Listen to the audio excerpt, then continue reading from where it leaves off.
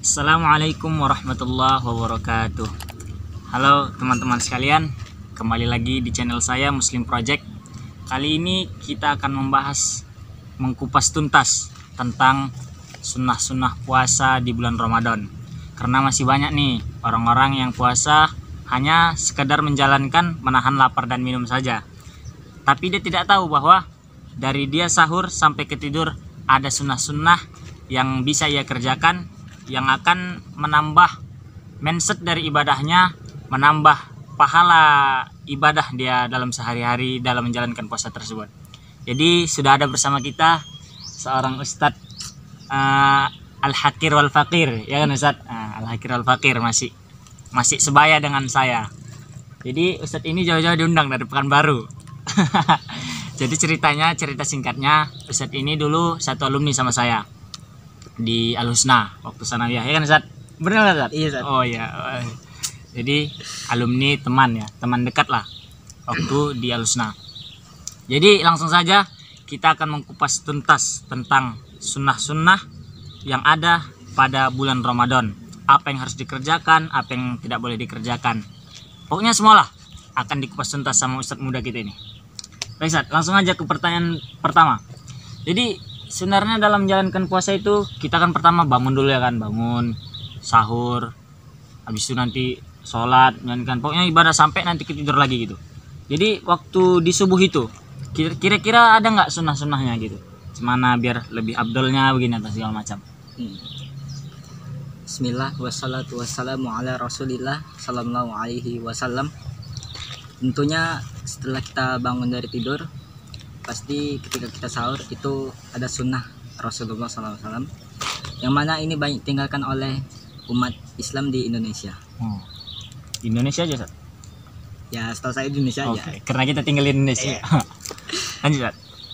Jadi yaitu sunnah yang pertama adalah yang ditinggalkan banyak oleh kaum muslimin adalah yaitu mengakhirkan sahur. Karena kebanyakan kita pasti menggunakan kata imsak, ya kan? Iya. Tapi sebenarnya imsak yang sesungguhnya itu adalah waktu azan subuh. Pertama, kata Nabi SAW di kitab Sahih Al-Bukhari, beliau bersabda, manusia itu atau kaum muslimin itu mereka senantiasa dalam kebaikan selama mereka mengakhirkan waktu sahur. Mengakhirkan waktu sahur. Ya, mengakhirkan waktu sahur. Yaitu dalam hadis juga dari Anas bin Malik radhiyallahu anhu, dia bertanya kepada sahabat Zaid bin Sabit, "Wahai Zaid, kapankah Rasulullah SAW itu sahur?" Berkata Zaid bin Sabit, antara 50 ayat Al-Quran dibaca. Berarti sekitar berapa menit tuh sebelum subuh. Jadi begitu teman-teman sekalian, sunnah yang kita tinggalkan selama ini. Biasanya kita bangun jam 4, sahurnya jam 4 juga gitu kan. Biar alasannya biar makannya banyak gitu ya, biar nanti kuat puasanya. Padahal nggak ngaruh sebetulnya ya kan Ustaz. Mau banyak atau sedikitnya kita makan ketika sahur sebetulnya nggak ngaruh ya. Karena sementara aja katanya Rasulullah sahur itu pakai korma ya, korma. Jadi itu sunnah yang tertinggal oleh kita ini sebagai kaum yang tertinggal oleh ilmu-ilmu ya kan. Jadi mengakhirkan sahur, kita disunahkan untuk mengakhirkan sahur dengan jarak 50 ayat sebelum subuh, sebelum sholat subuh. Nah kira-kira berapa menit tuh? Mungkin 2 menit, 3 menit gitulah, atau 5 menit aja kita genapkan. Jadi sunnah yang pertama itu kita mengakhirkan sahur. Oke, Cikidot yang kedua Ustaz. Biasanya juga catatan, biasanya juga orang yang cepat sahur itu dia cepat tidur juga habis sahur. Oh gitu. Ya. Biasanya orang yang cepat sahur dia akan cepat tidur juga karena ngantuk ya, ngantuk. Otomatis bisa jadi nanti sholat subuh ketinggalan ya. Iya. Boleh bangun cepat tapi harus ditahan mata ya. Tahajud dulu misalkan. Iya. Lanjut Ustaz. Sunnah yang kedua. Sebelum kita lanjut ke sunnah yang kedua, di sini ada soal. Terkadang kita ketiduran kan sampai azan subuh, baru sampai azan subuh kita ketiduran. Apakah boleh kita meminum atau makan pas ketika azan subuh? Iya.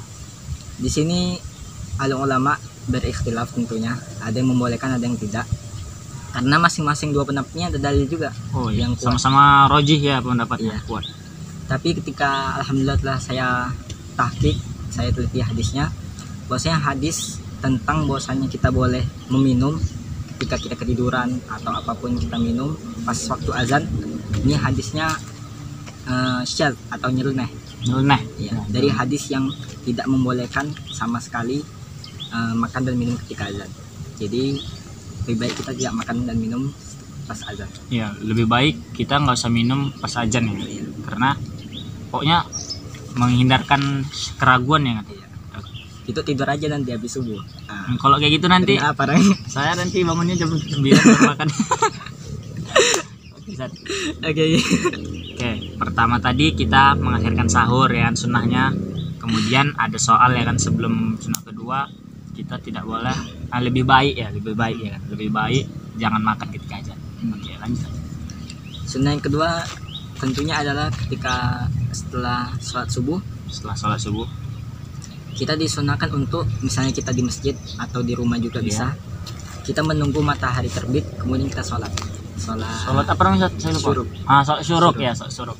Yang mana katanya pahalanya itu seperti pahala orang umrah dan haji ya? Umrah dan haji. Oh iya, Masya Allah. Tuh teman-teman, kita disunahkan setelah subuh itu menunggu waktu sholat syuruk, yang mana pahalanya itu bisa mencapai pahala umrah dan haji. Kan beruntung sih. Iya. Kita ini pendosa. Jadi harus banyak berbuat amal biar bisa mendapatkan pahala gitu. Jadi menunggu waktu syuruk ya. Iya. Berarti di situ dilarang tidur dong. Dilarang tidur. Nah, gimana Zat yang tentang larangan tidur setelah subuh nih? Sesubuh itu. Banyak kali kalau kita di pesantren ya Zat, pasti tidur habis subuh. Baik itu ketika puasa maupun tidak puasa. Nah, apa-apa tidur. Apa-apa tidur. Anak pesantren pasti kayak gitu ya.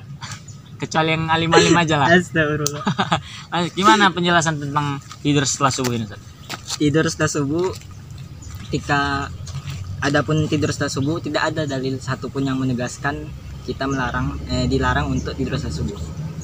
Ya tidak ada. Tidur setelah asar ya boleh-boleh aja kan, tidur subuh juga boleh. Tapi Al-Imam Ibnu Qayyim rahimahullah, beliau di samping seorang ulama juga seorang dokter juga kan, Ibnu Qayyim. Beliau telah menjelaskan di kitabnya ya ini tentang masalah kedokteran, penyakit-penyakit. Maksudnya tidur setelah subuh itu memang ada penyakitnya gitu, saraf kita ada terganggu. Jadi lebih baik seperti yang disabdakan oleh Rasulullah Sallallahu Alaihi Wasallam, la dororo wa la diroro. Tidak boleh membahayakan diri sendiri dan tidak boleh membahayakan diri orang lain juga. Daripada saraf kita rusak kan, lebih baik kita tidak membahayakan diri sendiri juga. Berarti secara larangan belum ada yang mutlak melarang ya. Iya. Tapi di situ mereka menyebutkan mudarat dari tidur subuh, sehingga dari situ bisa kita simpulkan nggak baik tidur subuh ya. Apalagi ketika di hadis juga, hadis ini Hasan, telah saya periksa juga, bahwasanya Rasulullah SAW bersabda, Allahumma barik li ummati fi bukuriha. Oh ya. Ya Allah, berkailah umatku fi bukuriha, Pada pagi-pagi. pagi hari. Bukur ini dalam bahasa Arab artinya cara pagi hari kan, setelah subuh. Nah, ini berarti banyak berkahnya. Bagi orang yang tidur setelah subuh ya pasti kayak mana mau dapat rezeki Kalau banyak. kata orang rezekinya kecatok ayam ya kan? Oh iya kecatok ayam. Ya gitu teman-teman. Jadi nggak baik tidur setelah subuh nih, karena memang belum ada larangan secara mutlak mengharamkan atau segala macam. Tapi para ulama menyebutkan mudarat dari tidur setelah subuh, sehingga kita bisa menyimpulkan tidak baik tidur setelah subuh.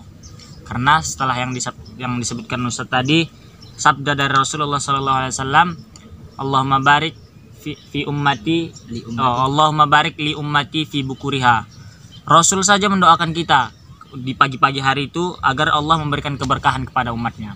Jadi kita ambil berkah itu, baik dengan kita mengaji setelah subuh, atau mempelajari pelajaran, atau mengikuti taklim, segala macam banyak yang bisa kita lakukan setelah subuh. Yang penting jangan tidur gitu. Ya Ustaz. Lanjut Ustaz. Mengikuti taklim jangan dulu ya, corona. Oh, mengikuti taklim belum boleh, masih corona. Ya belum boleh mengikuti taklim, masih corona ya. Nanti kita kena tangkap pula. Aduh. Bahaya kan? Bahaya ya, bahaya. Lanjut Ustaz, sunnah yang ketiga ya? Ketiga. Ketiga. Sunnah yang ketiga tentunya sehabis kita melakukan sholat kita membaca Al-Quran, karena Ramadan ini adalah bulan Al-Quran kan, seperti yang difirmankan oleh Allah Tabaraka wa Ta'ala, Inna anzalnahu fi lailatul qadr. sungguhnya kami menurunkan Al-Quran itu di malam Lailatul Qadar. Lailatul Qadar itu adalah di malam Ramadan. Jadi kita disunahkan untuk membaca Al-Quran. Bahkan di hadis Sahih Bukhari juga bahwasanya Rasulullah SAW beliau sangat banyak menyetor hafalan atau menyetor bacaan beliau kepada Jibril alaihissalam di bulan Ramadan, paling banyak di bulan Ramadan. Begitu juga dengan di hadis yang lain di Sahih Muslim bahwasanya Rasulullah SAW bersabda, "Iqra'u al-Qur'an fa innahu ya'ti yaumal qiyamah syafi'an li ashabi." Bacalah oleh kalian Al-Qur'an karena Al-Qur'an itu akan datang di hari kiamat sebagai syafaat untuk kalian. Masya Allah, berarti dia selain kita mendapatkan ketenangan hati dalam membacanya, ya kan, kita juga diberikan ganjaran yang begitu besar dalam menjadi sahabat Al-Quran ini. Membaca Al-Quran berarti ini termasuk kegiatan untuk supaya nggak tidur tadi ya. Termasuk kegiatan untuk tidak tidur subuh. Oke, sudah ada 3 sunnah, kita lanjut ke yang keempat. Sunnah keempat. Tentunya jangan lupa juga untuk sunnah keempat ya. Jangan lupa juga untuk bersedekah.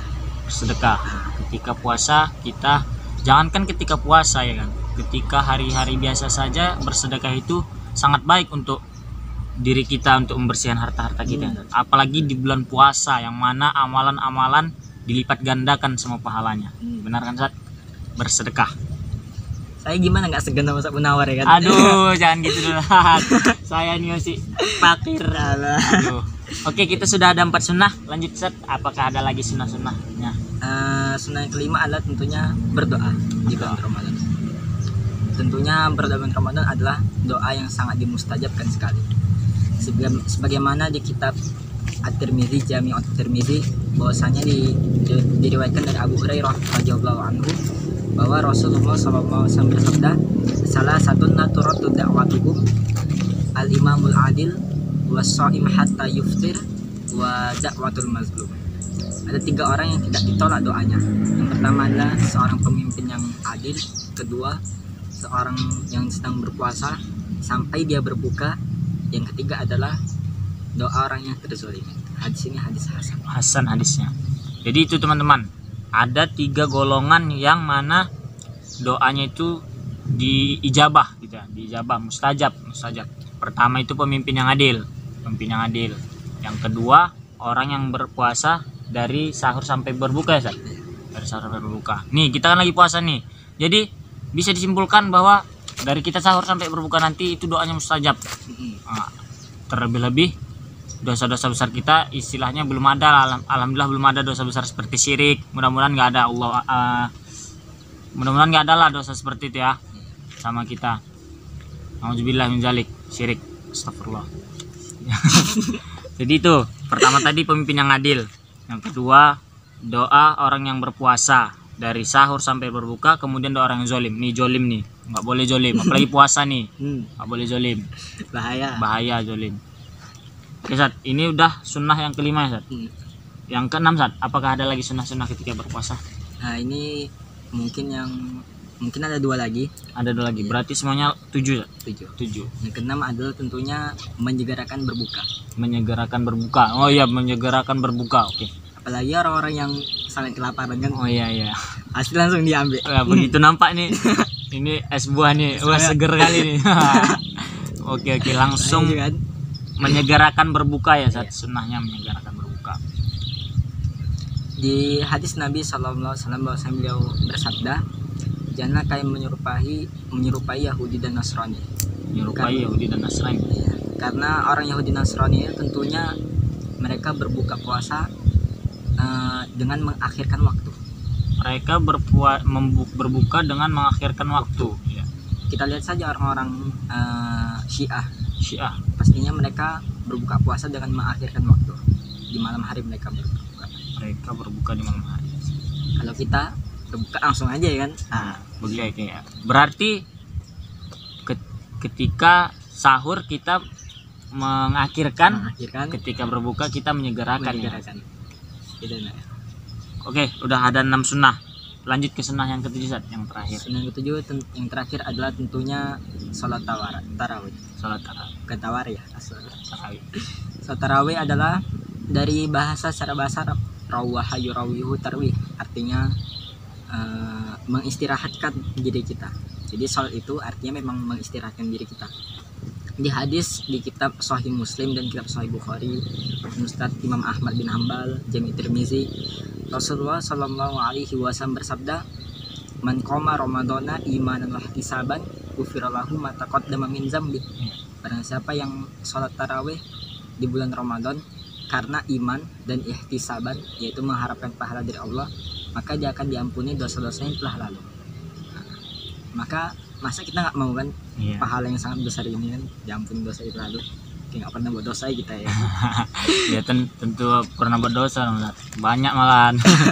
Jadi itu teman-teman, sunnah yang terakhir itu kita sholat tarawih. Jadi sholat tarawih ini seperti yang ditasrifkan tadi, rawaha yurawihu tarwihan, ya kan? Artinya itu mengistirahatkan, ya kan. Jadi jangan salah sangka mentang-mentang 11 rakaat atau 23 rakaat, ya kan. Mentang-mentang 11 rakaat 23 rakaat kita bilang ini capek gitu kan. Jangan salah. Jadi sebenarnya sholat ini adalah mengistirahatkan jiwa rohani kita, ya kan. Karena sholat itu, ibadah itu adalah makanan untuk rohani kita, ya kan? Karena kalau nggak dikasih makan nanti bisa mati rohaninya. Itulah nanti mau hatinya terkunci itu kan.